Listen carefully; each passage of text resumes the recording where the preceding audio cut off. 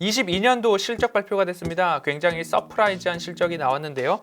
지난 2018년 매출이 피크였습니다. 그 당시에 주가까지 올라갈 수 있을까 한번 살펴볼 필요가 있겠다 말씀을 드리면서, 차트상 저위험 구간에 이제 철강주가 많이 올랐다고 한다면 재건의 재료가 올랐고 재건의 도구가 오를 차례다라고 정리할 수 있을 것 같습니다.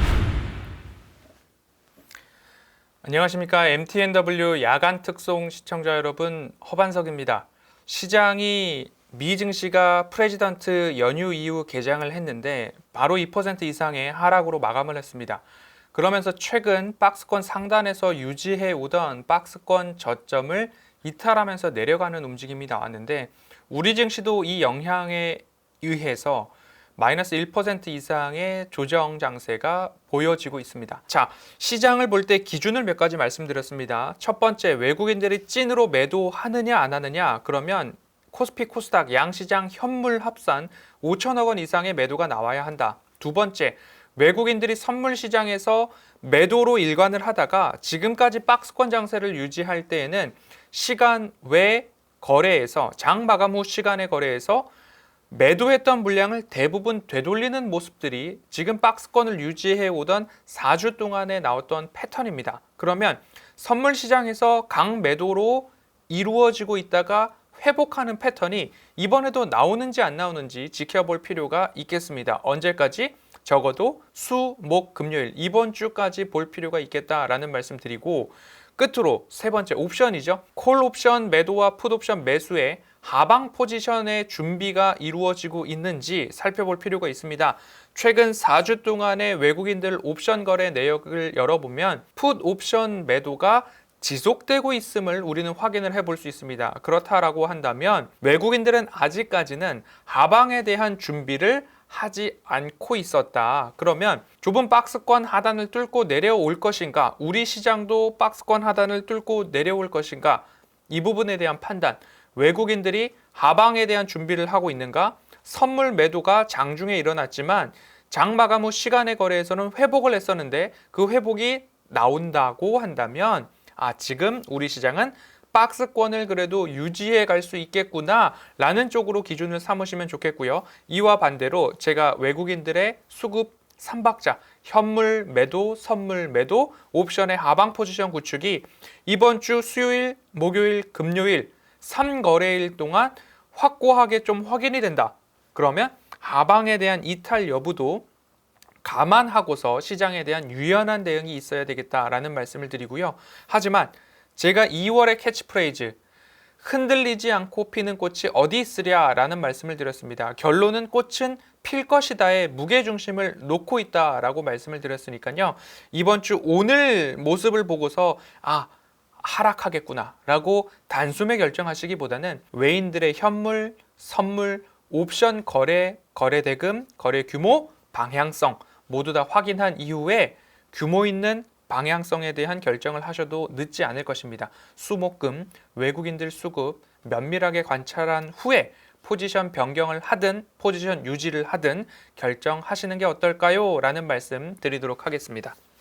시장의 모든 종목들이 좀 하락을 하고 있습니다. 하지만 하락하지 않는 종목들, 차트상 저위험 구간에 매수한 종목들은 그래도 견조한 흐름들이 이어지고 있다. 고려아연, LS 일렉트릭 등등의 종목들은 그래도 바닥을 다지면서 유지해주고 있는 모습들, 그리고 최근 외국인들의 매수가 유지되고 있는 종목들 본다면 하락의 폭이 깊지 않거나 장 마감 즈음되면 그 하락의 폭을 만회하는 모습들이 종종 확인이 되니까요.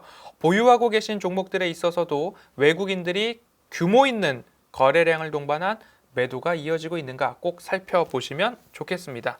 오늘 제가 말씀드릴 종목은 최근 철강 강세가 있었습니다. 철강주, 포스코 홀딩스는 리튬 광산에 대한 모멘텀이 조금 더 강했겠지만 그 외에 동국제강, 현대제철, 세아제강, 지주 등등에 있어서는 철강주의 상승이 나왔는데, 이를 보면서 저는 재건, 우크라이나 재건, 그리고 튀르키예 재건, 중국의 수요 회복 관련된 모멘텀들이 철강주에 있었다라고 말씀을 드리고 싶고요. 재건의 재료가 철강, 시멘트가 될 수 있다면 재건의 도구는 무엇이 될 수 있을까 하면서 안내를 드리고 있습니다. 재건의 도구, 먼저 인력이 필요하겠죠? 노동력 같은 경우에는 현지에서 조달이 가능할 것입니다. 튀르키예 같은 경우에는 유럽향 철강 수출 비중이 40% 가까이 되는데 공장 가동이 다들 멈춰 있는 상태입니다. 그럼 철강에 대한 부분들 모멘텀이 있지만 유럽향 수출 같은 경우에는 세이프가드가 걸려 있기 때문에 급속도로 급격하게 철강 수출 물량이 늘어나기는 좀 어려운 모습이 있다. 그러면 재건의 도구 쪽으로 투자 아이디어를 돌려보겠습니다. 재건의 도구, 노동력 말고 어떤 게 있을까요? 재건의 도구, 건설, 기계, 장비가 될 수 있겠습니다. 이 중에서 100개국 그리고 130여 개 딜러사와 글로벌 네트워크가 있고요. 제가 이런 말씀 많이 들었습니다. 굴삭기 앞에 팁이라고 할까요? 어태치먼트, 도구라고 하겠죠?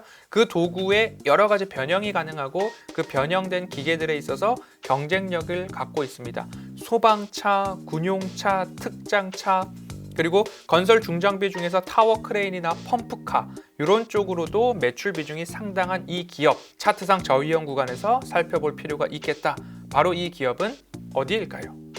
오늘 제가 말씀드릴 기업은 현대 에버다임입니다. 홈페이지에 들어가시면 건설 중장비, 차량 중장비, 그리고 여러 가지 건설 중장비의 도구, 어태치먼트라고 말씀을 드렸죠. 굴삭기 앞에 절단기가 들어갈 수도 있고요. 드릴이 들어갈 수도 있고요. 집게가 들어갈 수도 있고 바가지가 들어갈 수도 있습니다.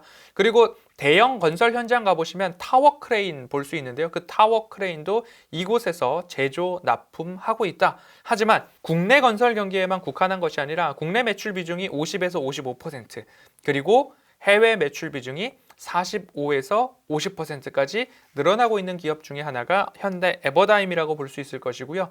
22년도 실적 발표가 됐습니다. 굉장히 서프라이즈한 실적이 나왔는데요. 지난 2018년 매출이 피크였습니다. 그 당시에 주가까지 올라갈 수 있을까 한번 살펴볼 필요가 있겠다 말씀을 드리면서 차트상 저위험 구간에 이제 철강주가 많이 올랐다고 한다면 재건의 재료가 올랐고 재건의 도구가 오를 차례다라고 정리할 수 있을 것 같습니다. 차트를 보시면요.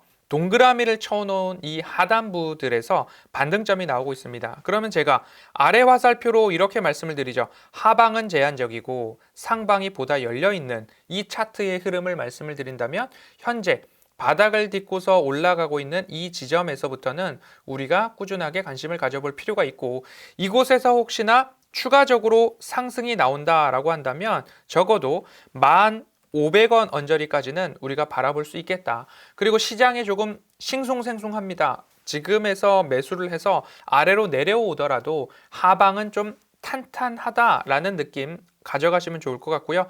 손절가는 8,300원 제시를 해드리고요. 오히려 8,300원과 가까워지면 매수에 대한 부분들, 반발 매수, 저가 매수에 대한 도전들이 더 많아질 수 있기 때문에 손절은 가능한 조금 늦춰보는 전략으로 말씀을 드리고 싶고요. 목표가는 1,500원, 매수가는 8,900원과 가장 가까운 라인 도전해 보시면 좋겠습니다.